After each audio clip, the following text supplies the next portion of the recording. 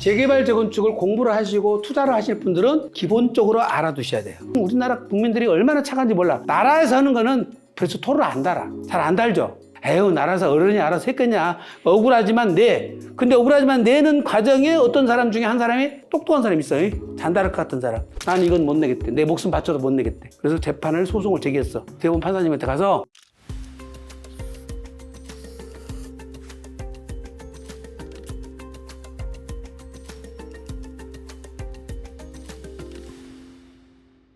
정비사업과 관련해서 취득을 해서 관처가 나면 이게 종전부동산이라고 그러죠. 그 다음에 이거는 입주권이라고 그랬잖아요. 그 다음에 여기는 재건축해서 새로운 아파트가 탄생을 한 거예요. 그래서 자산의 변화가 종전부동산을 갔다가 입주권 상태로 갔다가 다시 부동산을 갔다.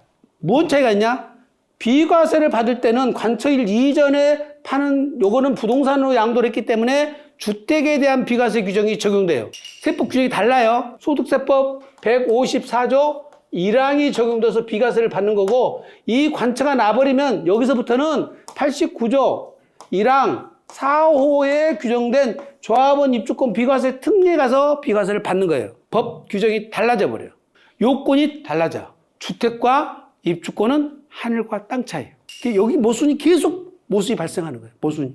그래서 처음에 관처일 이전에 팔았을 때는 비과세가 됐어요. 관처일 이후에 팔았는데 국세청에서 비과세 해주려고 했더니 근거가 없어. 그래서 관처가 나면 비과세를 안 해줬어요. 그럼 세금을 과세를 했어. 근데 일반 국민들은 대충 우리나라 국민들이 얼마나 착한지 몰라. 나라에서 하는 거는 벌써 토를 안 달아. 잘 안 달죠. 에휴, 나라에서 어른이 알아서 했겠냐. 억울하지만 내. 근데 억울하지만 내는 과정에 어떤 사람 중에 한 사람이 똑똑한 사람이 있어요. 잔다르크 같은 사람. 난 이건 못 내겠대. 내 목숨 바쳐도 못 내겠대. 그래서 재판을 소송을 제기했어. 대법원 판사님한테 가서 판사님 보세요. 1세대 1주택 비과세 규정은 집 한 채 갖고 있으면 요거는 한 채는 봐준다며요. 원본 침해가 일어나면 내가 주거 환경이 변화가 되니까 그거는 원본을 침해를 안 시킨다면서요. 그게 1세대 1주택 비과세 규정이라면서요. 그래서 나는 여기까지가 몇 채요? 한 채밖에 없었어요. 관처가 나면서 사업시행가 떨어지면서 권리를 변했다는데 그 집에서 난 여전히 살고 있죠. 내 집이 헐어졌어요? 나는 그냥 살고 있잖아요. 여기서 내가 팔았는데 나는 그대로 주택을 팔았는데 어느 날 나라에서 너는 권리라 이런 거예요. 그리고 비과세를 못 해준다요. 나는 양도일 때 집이 몇 채라고요? 한 채라고요.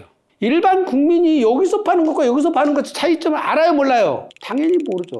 당연히 모르죠. 그렇게 중요한 것 같으면 재개발 재건축에서 방송을 했어야지. 방송을 했어야지. 근데 그렇다 치고 여기서 파는 집은 한 채는 비과세가 되고 여기서는 안 해주는 이유가 뭐냐 이거예요. 즉 합리적 차별이 아니라는 거죠. 똑똑하신 분이 판사가 물어본 거예요. 국세청 왜 안 해줘? 이분 말 들어보니까 상당히 억울한데. 예, 저희도 해줘야 맞다고 생각합니다. 근데 왜 안 해줬어? 법에 근거가 없어요. 그래? 법은 1세대 1주택은 비과세하라. 요건은 시행령에 정해놨다. 여기서 파는 사람이든 여기서 파는 사람들은 다 비과세를 해준 것이 맞다. 여기서 파는 사람도 비과세가 되도록 입법을 하라. 대법원은 법의 원칙에 의해서 어긋나는 시행령이 있으면 무효화시켜버려요. 그래서 규정이 없는 이 규정을 법을 만들으라고 국가에다가 강요시킨 거죠. 그래서 155조 16항이 만들어져요. 제 논리처럼 그냥 환지로 보면 아무 문제 없잖아요. 관처가 나든 안 나든 똑같이 주택으로 취급하면 되잖아요. 뭐가 문제예요? 근데 권리로 변한다 하니까 주택이 아니라고 그러니까 비과세가 안 된다 하니까 이제 여기에 문제가 발생한 거예요. 조합원 입주권 비과세 특례를 따로 만들어놨어. 따로 만들어놓으면서 권리 변환 일은 여러분들이 참고로 알아두셔야 돼요. 재개발 재건축을 공부를 하시고 투자를 하실 분들은 기본적으로 알아두셔야 돼요. 재개발 사업하고 재건축 사업이 있는데 재개발 사업과 재건축 사업은 모법이 달랐어요. 무슨 얘기냐면 재개발 사업은 도시재개발법에 의해서 하다가 도정법으로 바뀌었고 재건축 사업은 주택건설촉진법이 주택법으로 바뀌었고 그 다음에 2003년 7월 1일 날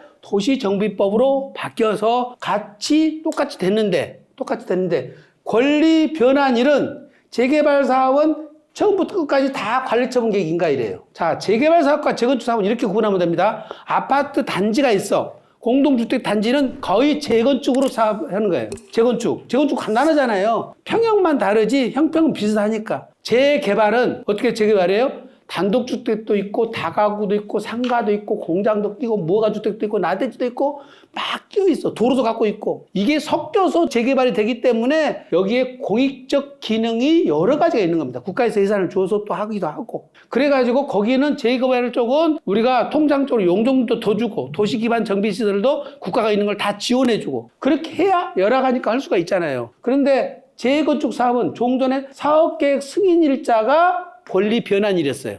여기는 관처일이었는데 그러다가 2003년 7월 1일 이후에 법이 바뀌었을 때 도정법에서 사업시행 인가일로 바뀌어요.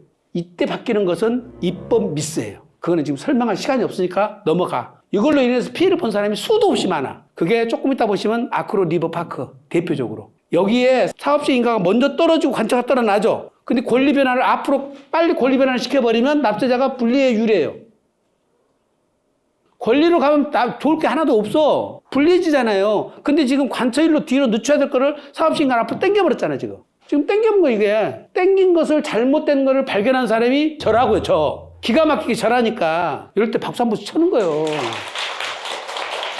제가 왜 발견했겠어요? 제가 책을 쓰니까 발견한 거예요, 책을.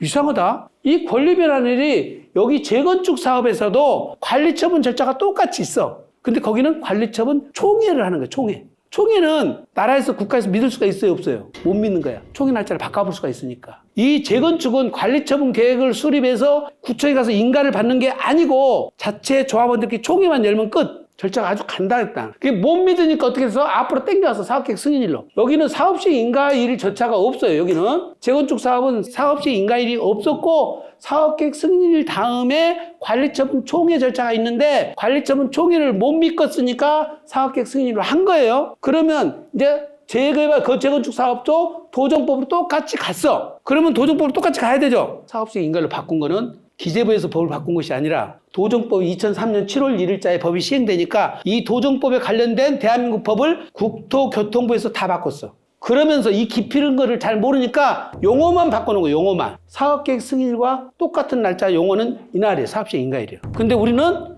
이 날짜가 권리 변환일이었단 말이에요. 우리 세법에서는. 말도 안 되게 사업시행 인가일로 하던 거를 나는 기획재정부에서 알고 한 줄 알고 기획재정부도 물어봤어. 왜 이거는 똑같이 이게 관처일로 갔어야 되는데 이렇게 갔어요. 그런데 기획재정부도 법이 이렇게 바뀌는지를 모르는 거예요. 제가 지적을 해주니까 이게 2005년도 5월 31일 날 바뀌어. 5월 31일 날. 누가 바꾼지도 모르는데 제가 제 입으로 얘기를 하잖아요. 잘났다고. 진짜라니까. 제가 바꿨다니까. 그래서 바꿔놓은 거예요. 그래서 2005년 5월 30일부터는 관리처분 계획일로 달라졌다. 그런데 소규모 주택 정비 사업은 아까 뭐라고 그랬어? 관처일이 없다고 그랬죠? 사업시행 계획 인가일만 있다고 그랬어요. 요거는 2022년 1월 1일부터인데 재건축 사업만 2018년 2월 9일 날 조합원 입주권으로 또 땡겨 들어왔어요. 세 개는 다 2022년 1월 1일부터 조합원 입주권을 갖고 그래서 권리변환일에 이렇게 조합원 입주권이 달라졌다는 것만 기억을 하시고 요거는 내가 잠실에 있는 아파트를 2003년 7월 1일 이전에 사업계획 승인을 받았다면 그 사업계획 승인 받은 그 아파트는 종전법으로 권리 변환일을 판단하는 거예요. 그래서 중요한 거예요. 그래서 중요한 거예요. 옛날에 도정법으로 안 하고 주택법으로 했던 그 재건축 재개발 사업에 된 내가 그 주택을 갖고 있는 사람들은 종전법에 따라서 판단을 해야 돼. 그러니까 사업계획 승인일 이전에 샀으면 부동산을 샀고 사업계획 승인일 이후에 샀으면 나는 권리를 샀다는 거죠. 권리를 산 사람은 내 취득일자가 언제 된다고 그랬어요? 입주권 사면? 자다가도 그런 기억을 하셔야 돼. 이 권리 상태에 사서 이렇게 팔았으면은 나는 취득일자가 언제로 와버려? 준공일로 와버린다니까. 그래서 굉장히 중요한 날이에요. 중요한 날. 근데 우리 세무사님들이 모르면은 이거를 주택법에 의해서 재건축 사업을 하는데 관리처분 계획 인가일자를 찾아오라는 거예요. 주택법에 의해서 사업을 했으면 관리처분 계획 인가일이 나와요? 안 나와요? 법상 안 나오잖아, 이게. 안 나온단 말이에요. 안 나와. 그래서 이거 중요하다는 거예요. 내가 갖고 있는 부동산이 종전에 재개발 재건축 됐는데 준공일 이후에 샀다면은 상관없고 준공일 전 사업계획 승인일 이후에 샀다면 나는 권리를 샀고 내 취득 시기는 준공일이 된다. 이게 어디서 세금 차이가 어마어마하게 나냐? 취득가를 내가 잘 몰라. 그럼 환산가로 적용해야 되거든요. 우리 세무사님 듣는 분들 있으면 꼭 기억하세요. 환산가를 적용할 때 나는 취득일자에 기준시가를 적용한 것이 아니라 입주권을 샀을 때는 언제로 가? 준공일로 가는 거예요. 준공일로 가면은 이게 늦어지잖아요. 그러면 이 분자 금액이 커지죠. 커지면 취득 환산가가 얼마나 높아져요? 낮아져요? 높아져요. 양도소득세에서 굉장히 큰 차이가 나버려. 그냥 취득일자 갖다 써버리면 안 된다 이 말이에요. 권리를 갖다 취득을 했으면 준공일로 취득일자를 픽스시키고 그때 환산가를 잡아주는 거예요. 그래서 이게 디테일한 부분이라서 특히 저희들 동영상은 전문가들이 많이 본다니까 지금 말씀을 드리는 거예요.